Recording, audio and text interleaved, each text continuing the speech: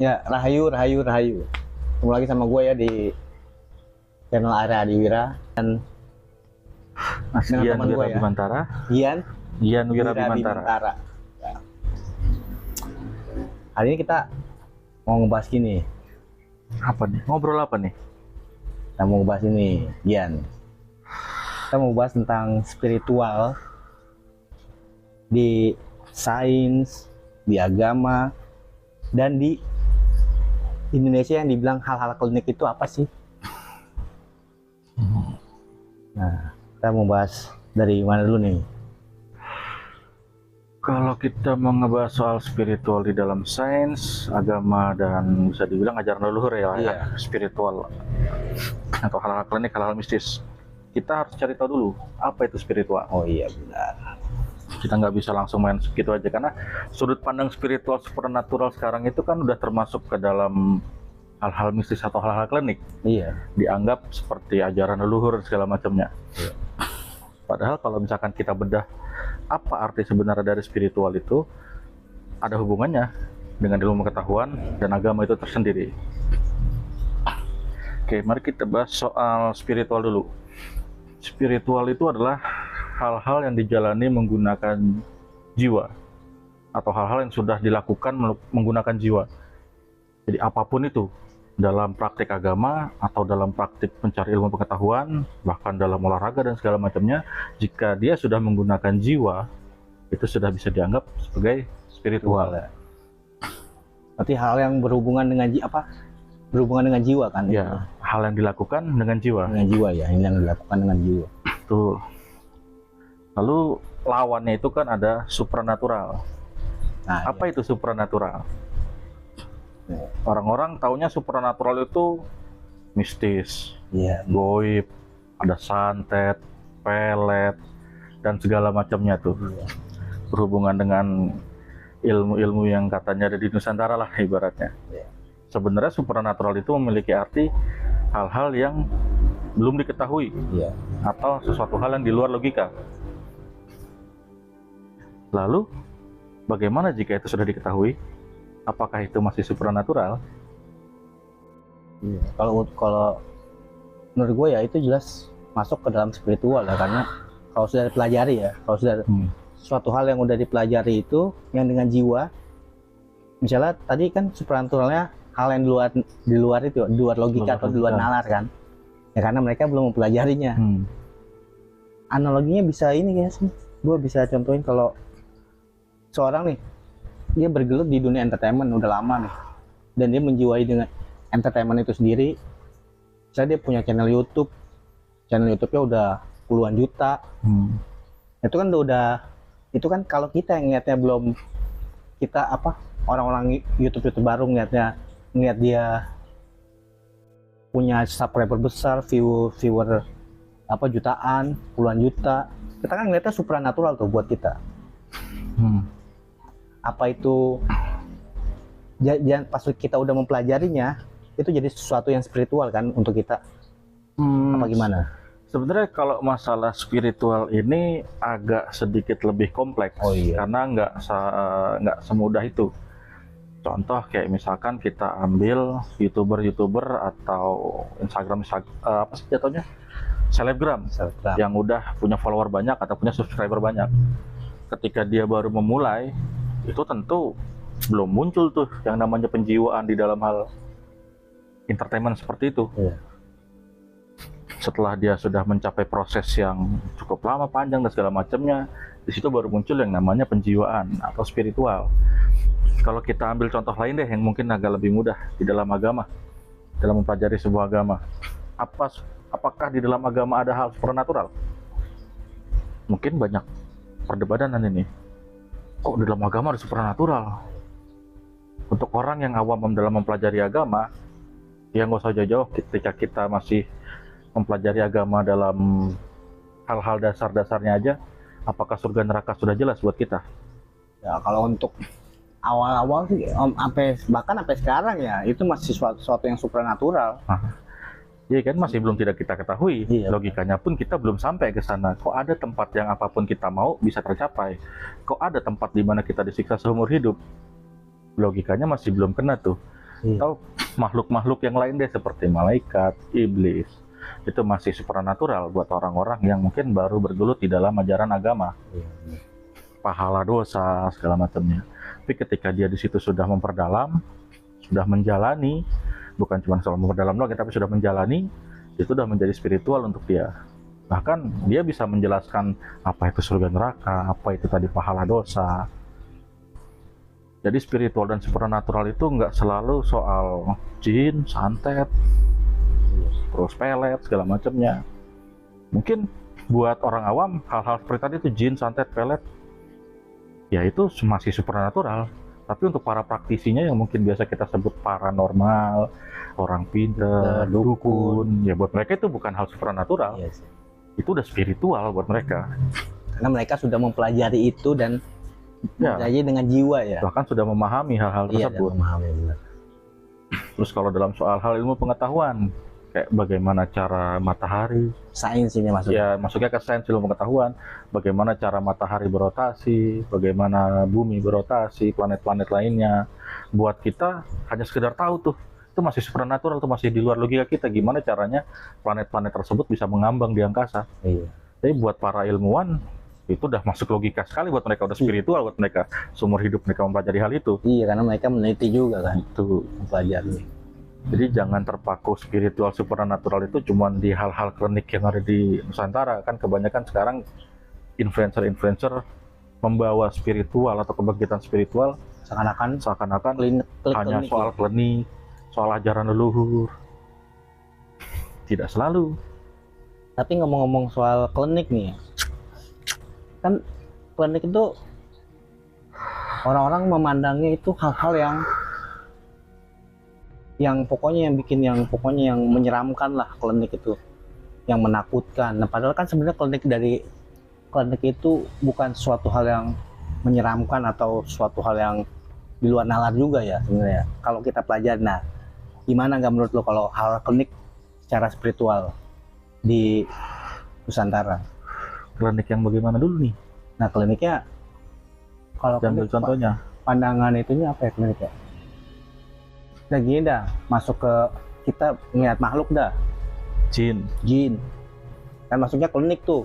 Orang-orang nganggapnya tuh, banyak orang menganggap seperti itu. Mungkin kalau orang yang masih menganut ajaran leluhur, ya biasa kita sebut mungkin kejawen, Sunda Wiwitan, segala macamnya. Mereka tidak menganggap makhluk-makhluk tadi itu seperti jin itu sebagai sesuatu sosok yang menakutkan. Iya. Karena sama-sama makhluk ciptaan Tuhan. Mereka hidup di dimensinya, kita hidup di dimensi kita. Mereka hidup di alamnya, kita hidup di alam kita sendiri. Kalau misalkan nggak ada yang ibaratnya saling ganggu, ya nggak akan terjadi tuh gesekan-gesekan. Mungkin yang dimaksud menyeramkan segala macam kasus seperti jin-jin yang suka mengganggu, jin-jin yang suka neror atau segala macamnya. Itu bisa kita anggap, kalau saya menganggap dari sudut pandang saya ya, setan dan jin itu satu entitas yang berbeda. Oh iya, coba. Kita bedah di situ dulu nih. Tidak semua jin mengganggu. Iya. Bahkan bisa kita bilang rata-rata lah, jin itu tidak mengganggu atau tidak menghasut.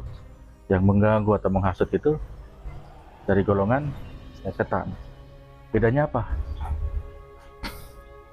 Coba kalau dari sudut pandang masnya, ada perbedaannya nih? Oh, setan itu kata sifat ya. Kalau menurut gue itu kata sifat karena dia menyerap di darah kita kan. Nah itu masuknya ke kata sifat ya kalau menurut gue ya. Kalau setan, nah kalau jin itu kan entitas, sesuatu yang bukan dalam diri kita tapi di luar dari kita. Menurut gue nih, kalau jin. Setuju. Setan itu masuknya ke dalam sifat-sifat yang menakutkan, kayak mengganggu, menghasut, menakut-nakuti. Itu setan. Bagaimana caranya jin itu bisa mengganggu manusia? Itu dikarenakan dari si manusianya memiliki rasa takut, was-was, lebih besar ke rasa takut sih. dia juga bisa sedih, galau, segala macam, itu bisa dihasut tuh dengan hasutan setan. Nah, jin yang mengganggu itu jin yang terkena hasutan setan. Sama seperti kita si manusia nih. Nah, Jadi itu bukan gimana tuh? bukan cuma manusia nih yang bisa kehasut sama setan Oh, atau berarti bukan tergoda. cuma manusia ya? Ya, bukan cuma manusia. Berarti jin juga bisa kasus setan. Jin juga bisa kesetanan. Terkadang kan kita udah nyalahin aja nih. Ini ada makhluk ngeganggu di sini nih. Iya. Ini jinnya jahat nih. Belum tentu. Apakah sudah dicari tahu? Kalau dari kasus selama ini saya menemukan pasien lah ibaratnya atau orang yang sharing atau curhat, si manusianya yang melakukan kesalahan di awal, buang sampah sembarangan, buang air sembarangan, berkata kotor, atau bahkan melakukan satu tindakan yang tidak seharusnya dilakukan di tempat itu. Tuh. Muncullah rasa takut segala macam, was-was, sedih, galau. Berarti Si jin ini kena hasut. kata setan itu berarti emang lebih ke negatif ya? Ya, Kata setan itu sendiri ya? Kata sifat setan itu lebih ke negatif kan? arahnya lebih ke negatif. Lebih ke negatif. Nah, soal penjelasan ini nih, Ian. Jadi penjelasan tentang apa namanya? Tentang jin itu nih. Jin itu kan tadi lo bilang apa namanya tadi dari luar ya lo bilang ya? Tadi lo bilang apa jin itu? Bahasanya? Ya, udah suatu sosok, Suatu sosok kan? Sosok entitas. Ya? entitas. Entitas yang di luar dari kita kan? Ya, Bukan dalam diri kita. Nah, sebenarnya ini kan kalau ngomong klinik ya, ini kita masuk ke ilmu sains nih. Kalau menurut gua di sains itu sebenarnya dijelaskan tuh jin itu apa. Jin itu kan kalau menurut gua jin itu kan sebenarnya energi. Nah, energi itu kan netral ya. Betul kan, energi Ya, netral ya. kan? Energi itu netral. Nah, kalau yang bisa dibilang jin itu, ini ada pandang lain diri gua nih. Mungkin beberapa yang nggak semua jin itu terbentuk dari energi itu sendiri. Kayak terkadang juga kan ada jin yang emang udah terbentuk dari sananya. Nah, kalau kita mengklarifikasikan ada jin murni ya bahasanya. Bahasanya jin murni sama kayak yang kalau yang kita lihat zaman sekarang kan ada kuntilanak, ada Oh, pocong. Ya, penggolongan, ya Penggolongan. ibaratnya. Oke, terus nah maksud gua yang energi jin murni kan emang jelas-jelas terbentuk, dia udah terbentuk, udah ada sebelumnya kan. Nah, sedangkan yang kuntilanak ini kan sama si pocong ini kan dia maksudnya ke memori kan. Tetap energi sih. Tapi kan memori itu kan memori terdahulu, dianya terdahulu atau sugesti orang-orang yang ada di situ melihat sesosok makhluk itu. Nah, kalau masuk ke orang-orang di satu kampung itu misalnya ada 100 orang nih. Pertama satu orang itu melihat karena ketakutan dia melihat sosok kuntilanak. Padahal itu sosoknya nggak ada, misalnya ini cuma energi netral. Dia satu ngeliat sosok kuntilanak dan dia bilang ke temennya 2, 3 dan temen 3-tiganya itu percaya dan dari teman-teman itu dia menyebar tuh satu kampung itu sehingga terciptalah itu kuntilanak. Itu kan masuk ke alam bawah sadar mereka kan. Nah, itu bisa menciptakan benar-benar nyata gak sih makhluk itu? Nggak bisa. Gini dulu, mungkin kita jabarkan soal penggolongan soal jin dulu. Boleh. Tadi kan ada kuntilanak, terus kita tambahkan lagi mungkin ada pocong. Itu kalau di saya dikategorikannya sebagai jin memori. Jin memori. Sebutnya jin memori atau ya jin-jin gentayangan lah. Lalu kalau untuk naik tingkatan lagi nanti ada jin alam, yang tadi bilang jin murni, ada juga jin kodam, dan segala macamnya. Nah, untuk jin memori ini terbentuknya seperti yang tadi lo bilang, Bang. Dia awalnya ops netral atau energi-energi netral yang ada di alam. Bagaimana dia bisa terbentuk menjadi sebuah kuntilanak atau pocong, itu sugesti dari orang-orang sekitar yang ada di tempat tersebut. Bahkan terkadang nggak selalu soal pocong kuntilanak. Biasanya misalkan ada bekas kecelakaan di situ, dia bisa mengambil sosok si korban kecelakaan tersebut, ada orang gantung diri, dia bisa ngambil sosok orang gantung diri tersebut. Jadi si setan ini menyusupnya lewat energi tadi yang masih berbentuk netral. Oh, diserap sama dia berarti ya? Diserap dari mana nih? Dari sugesti manusia yang ada di sekitar. Misalkan ada sebuah kecelakaan menyebabkan korbannya meninggal di tempat. Orang-orang sekitar pasti akan ada yang bersugesti, ini pasti nanti jadi tempat angker nih. Oh iya. Ini pasti nanti jadi sosok nih. Nah, dari satu mulut itu akan nyebar tadi yang lo bilang, Bang. Bisa meliputi satu wilayah di tempat tersebut, ya akan terbentuklah tuh. Jadi energi-energi yang netral tadi itu disusupi oleh sugesti-sugesti negatif, membentuk menjadi satu makhluk, si korban tersebut, entah yang kepalanya pecah lah, tangannya putus lah, dan segala macamnya. Kalau jin alam dan bisa dibilang jin kodam itu sudah terbentuk dari sananya. Awal mula penciptaan dia sudah ada, bukan melalui sugesti seperti tadi. Perbedaannya. Dan biasanya kalau jin-jin yang tadi tuh yang kayak bekas kecelakaan, jin memori lah kita anggapnya, dia hidupnya tuh ada di perbatasan antara dimensi manusia dan dimensi jin. Tipis berarti ya? Tipis, sehingga mereka bisa lebih sering tuh interaksi ke kita, muncul atau menyeberang ke dimensi manusia. Mungkin ini sebenarnya kayak pengetahuan yang agak sedikit awam buat para praktisi sih. Nggak, buat praktisi nggak awam. Buat praktisi nggak awam kan? Buat praktisi justru awam ini, untuk para paranormal, dukun segala macamnya. Ini pengetahuan dasar sih. Mungkin banyak orang yang nggak tahu dan dibuat takut kan, digunakan rasa takutnya. Kayak ini ada pocong nih, susah nih ntar disembuhin segala macam loh. Justru yang mereka ini yang di perbatasan ini yang agak lebih mudah untuk diobati atau ya disembuhkan, misalkan terkena tempel atau segala macamnya. Oh, berarti alam bawah sadar orang sini juga mempengaruhi si makhluk itu sendiri juga ya? Jelas. Karena ketakutan mereka, karena pikiran mereka, karena mereka berpikir, wah ini kuat nih, padahal sebenarnya biasa aja. Biasa aja. Ya kan? Tuh. Terkadang jin-jin memori ini juga bisa menyerupai orang-orang yang baru meninggal di dalam keluarga, misalkan ada orang tua segala macamnya. Terus kan banyak kasus, banyak sih yang suka datang tuh, kok ada sosok almarhum orang tua saya datang ke rumah dengan sosok yang menakutkan. Kok kalau ibu saya ngelihatnya enggak menakutkan, dia malah kayak curhat atau cerita segala macam. Kok ada perbedaan nih, Bang? Datang ke saya seperti ini, datang ke ibu saya begini. Ya jawabannya tinggal satu, tergantung dari sugesti si manusianya. Kalau si anaknya mungkin dengan rasa takut kan, yang namanya muncul sosok yang udah meninggal, ya itu disusupi oleh tadi sifat setan.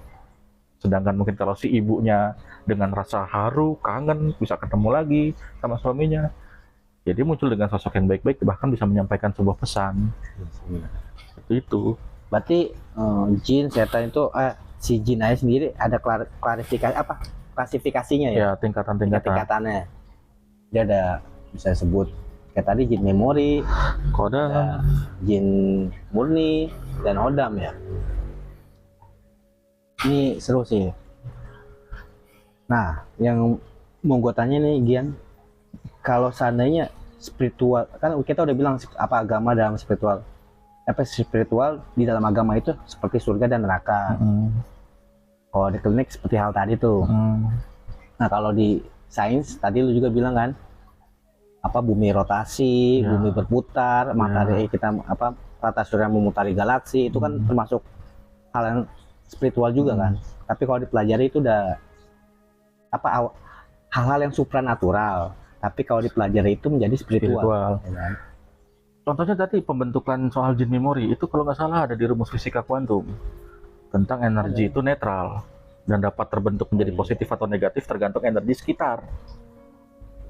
Oh iya, rasa takut mereka semua positif dan negatifnya kan tergantung sekitar nih, lebih mana nih, apakah lebih besar si positif, kayak ya sudah didoakan si korban meninggal semoga tenang di salamnya segala macam, ya sudah nggak ada pikiran negatif.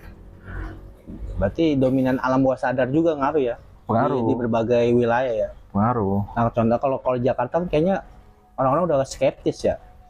Kayak apa, orang-orang itu kurang mempercayai hal yang goib. Apa itu? Tergantung juga. Karena Jakarta ini kan kota yang ibaratnya tempat berkumpulnya banyak suku dan ras, suku bangsa, banyak budaya. Siapa tahu banyak orang-orang yang membawa sugesti-sugesti soal makhluk atau jin dari kampungnya. Iya. Apalagi masih banyak soal apa sih namanya, pamali segala macem yang dibawa dari kampungnya, macam-macam itu kan beda-beda tuh aturan-aturannya tuh, hal yang boleh dan tidak, hal yang boleh dilakukan dan tidak boleh dilakukan di kampungnya kan berbeda-beda. Iya. Tapi kalau menurut pandangan gua nih, di daerah kayak kota, emang tepatnya sih gua ngomong di Jakarta sih ya, Jakarta dan sekitarnya lah ya. Kebanyakan ini kita ngomong bukan kotanya ya, kita ngomong orang-orangnya nih, orang-orang sini, orang-orang yang kayak banyak kan sekarang youtuber apa yang bilang, wah gue nggak percaya setan, gue nggak percaya setan.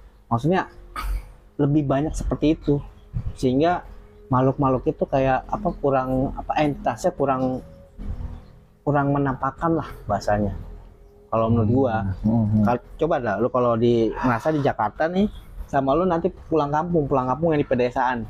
Nah itu sebenarnya kan energi mereka itu, kalau lu tahu, lu udah ngerasain di kampung itu yang pedesaan ya, kita ngomong yang asri lah pokoknya, yang udaranya seger. Nah itu kebanyakan malah kalau gua pernah ngalamin di kampung itu auranya lebih besar, dan penglihatan kalau gue kan emang kita juga belajar ya, penglihatan gue lebih peka, dan mungkin aura badan gue juga lebih peka, kayak merindingnya, rasa takutnya, mungkin karena di kampung itu dominannya gelap, terus suasananya banyak pohon. Itu mempengaruhi gak sih Pak? Pengaruh dong. Kita mungkin balik lagi ke ilmu pengetahuan tentang terbentuknya atau asal muasal terbentuknya jin atau makhluk astral. Bagaimana sih atau kenapa sih kok di desa lebih banyak nih aktivitasnya atau makhluknya lebih mudah untuk terlihat? Karena di desa itu lebih banyak karbon dioksida. Apa sih yang bisa menghasilkan karbon dioksida? Ya pohon itu sendiri, tapi kan pepohonan segala macam ya dengan siklusnya di malam hari kan, terlebih hutan, kebun segala macamnya. Kalau di kota kan karbon dioksidanya dari mana? Sedikit. Dan lagi sugesti manusianya sudah bukan soal hal-hal seperti tadi tuh, udah sibuk dengan duniawi, duit. Kayaknya mereka lebih takut begal daripada setan. Kalau orang di kota. Iya benar. Gitu. Lebih takut orang kesetanan sih kalau di kota daripada jin yang kesetanan. Dia masih orang-orang yang di kota masih mikir, kalau jin mah masih bisa itu lah, tapi kalau begal lah udah nggak bisa apa-apa dah. Lebih mending nabrak pamali daripada besok nggak makan. Ibaratnya gitu. Iya sih. Ada jam 12. Berarti aduh sih. Budaya kan masuknya. Budaya. Kalau kayak gitu kan, sebenarnya budaya kayak itu bagus gak sih? Dirubah dari budaya, misalnya budaya pedesaan sama budaya kota kan itu udah dirubah tuh sama kota. Sangatkan berubah budayanya. Nah itu budaya itu sebenarnya gimana sih bagusnya?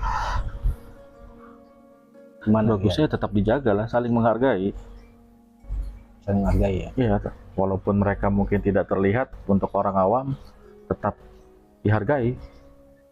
Tetap ya, kita harus di dalam Islam aja kan diajarkan kan kita harus mempercayai hal-hal gaib atau mempercayai makhluk-makhluk gaib. Bukan oke lah akan ada bantahan nanti soal, ya kita cukup tahu tentang gaib itu ada loh. Berarti ketika kita sudah cukup tahu kalau makhluk itu ada, ya menghormati atau menghargai itu juga sudah cukup dong. Contoh, kita anggap di kota masih banyak tuh kalau lewat tempat angker klakson, ngedim, itu udah bentuk penghormatan sebenarnya buat mereka. Dan bentuk penghormatan sama kayak bentuk penghormatan ini berbeda dengan kayak menyekutukan atau menyembah atau segala macamnya ya. Iya, jauh sih sebenarnya. Ibaratnya loh. Bukan berarti kita mengakui jin ini ada, terus kita menganggap atau kita tuh bersekutu sama dia atau segala macamnya yang buruk-buruk tuh soal hal-hal gaib, ya nggak begitu. Sama kayak gini deh. Mungkin beberapa tahun lalu kita nggak kenal. Gian Arya mengakui nggak kalau Mas Arya itu ada? Dan Mas Arya mengakui kalau saya ada. Iya. Nah, apakah saya menyembah atau lebih daripada menghormati? Oh iya, itu pandangan berbeda kan? Iya, jelas sih. Terkadang kan orang begitu dengan yang tadi itu rukun iman atau rukun Islam, saya kurang tahu. Cukup mengetahui aja, udah cukup tahu aja, oh jin ada, ya udah toh gitu aja, nggak dicari tahu tuh, atau nggak rasa penasarannya tuh cukup sampai situ. dibatasi cukup sampai situ. Ketika mencoba untuk mencari tahu, nanti takutnya musyrik, syirik, menyembah atau segala macamnya lah, hal-hal buruk lainnya. Nah itu yang gua juga jadi prihatin ya, maksudnya kan ada orang yang belajar spiritual yang di hal-hal klinik ya, maksudnya bukan berarti kan Tuh.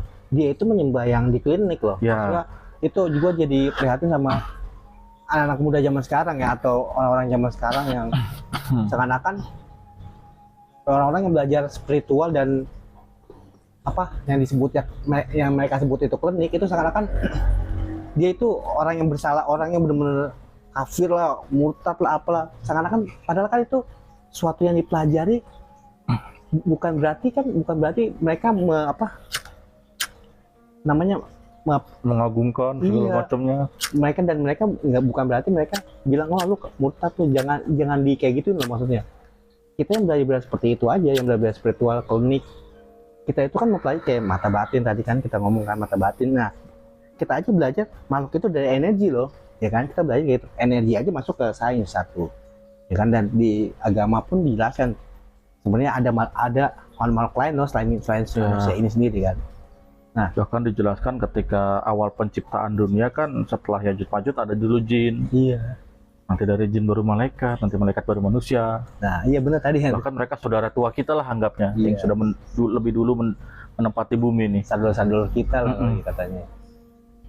Sama benar tadi yang lo bilang ya, jadi bahasa kita kenalan, mereka kayak kita kenal sama Goib nih, maksudnya hal yang di luar nalar mereka ya, kenalan terus mereka bilang mau musik, nah kan nggak lucu ya. Iya. Masa kita kenalan dibilang musik, masa kita ngobrol sama maksudnya yang kan kita udah belajar hal seperti itu, spiritual, hal yang mereka anggap klinik, sehingga mereka apa sih kayak merasa ini orang kenapa ya, gila kali ya. Nah makanya kadang itu gue suka prihatin sih zaman sekarang ini. Faktornya kenapa tuh Bang? Sebenarnya bentuk spiritualnya itu masih nanggung. Bentuk spiritual dalam beragama atau bahkan dalam berilmu pengetahuan itu masih belum berjalan semestinya. Ibaratnya kalau bahasanya itu ada kesadarannya masih rendah. Kesadaran dalam beragama atau kesadaran dalam berilmu pengetahuan.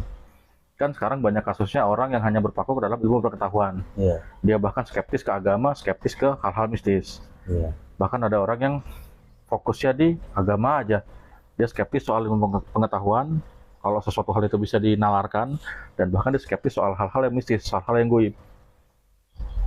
Kenapa ada hal-hal seperti itu? Padahal coba deh nyebrang, keluar dari boxnya, out of the box, anjay. Keluar dari zona nyaman ya, keluar dari zonanya. Kayak misalkan suatu hal yang mungkin di dalam agama itu bisa dijelaskan di dalam sains, atau mungkin sesuatu hal yang di dalam mistis ini bisa dijelaskan di dalam agama dan juga bisa dijelaskan di dalam sains. Iya, jelas. Harusnya seperti itu sih. Kayak mungkin udah banyak teori-teori konspirasi soal apa sih namanya tuh, penelitian mukjizatnya Nabi Musa, bahwa terbelahnya Laut Merah itu ada waktu-waktunya memang di mana airnya surut. Bahkan di saat terjadinya kejadian itu adanya gunung meletus di daerah Yunani, segala macamnya. Itu sains ya masuk ya berarti. Iya, sih ada penjelasan, ada penjelasan. walaupun memang hal-hal itu terjadi secara supernatural buat mereka yang ya, buat kita lah, buat kok kita bisa juga hal sih, tersebut terjadi ketika Nabi Musa dikejar sama Firaun. iya. Kok bisa waktunya bertepatan? Itu kan berarti ada unsur lain nih, ibaratnya kalau kita bilang ada campur tangan Tuhan yang membuat hal itu terjadi.